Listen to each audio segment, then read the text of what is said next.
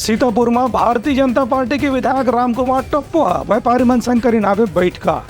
शहर में सड़क के निर्माण पर हर वर्ग से लीन आवे सुझाव। सीतापुर के भाजपा विधायक पूर्व सैनिक रामकुमार टप्पुआ आज शहर के सौंदर्यीकरण और विकास योजना लेकर के व्यापारी मन के संगे संग अलग अलग वर्ग के प्रतिनिधि मन से चर्चा करी। ये मौका में विधायक के कहना रही है कि सीतापुर में अभी तक की जो सड़क है उसका हालत काफी खराब है। एक स्थिति सीतापुर ला कई बार व्यंग्य में धूलपुर भी कहे जाते हैं, लेकिन अब सीतापुर के पहचान बदले के समय आगे है। एक स्थिति यहाँ से गुजरने वाला राष्ट्रीय राजमार्ग में सड़क के नवा सिरे से निर्माण कराया जाए। सड़क के दोनों किनारे पेड़ पौधा लगाया जाए और आकर्षक डिवाइडर के संगे संग शहर के प्रवेश के स्थान में प्रवेश द्वार भी बनवाए जाए। विधायक रामकुमार टप्पुआ के कहने रहे कि व्यापारी मन के सहयोग से ही शहर के मुख्य मार्ग के चौड़ीकरण के काम भी संभव है।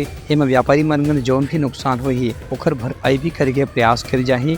खबर की आने वाला 20 से 30 साल ध्यान में रख के सीतापुर के सड़क का चौड़ीकरण करना जरूरी है। मैं सीतापुर में इस्तीफा देके आया था तो सबसे पहला जो मुद्दा था कि सीतापुर शहर जो है धूल से त्रस्त है और काफ़ी लंबे समय से मांग था कि सीतापुर शहर को बढ़िया बनाया जाए, व्यवस्थित बनाया जाए। और आज वो दिन आ गया है कि सीतापुर शहर का जो 3 किलोमीटर का सड़क है उसकी सैंक्शन ऑर्डर आई है। तो उसी के एवज में व्यापारी बंधुओं का बैठक लिया था, उनसे सलाह भी लिया गया कि इसमें और क्या चीज़ें ऐड करनी है, सहमति भी चाहिए।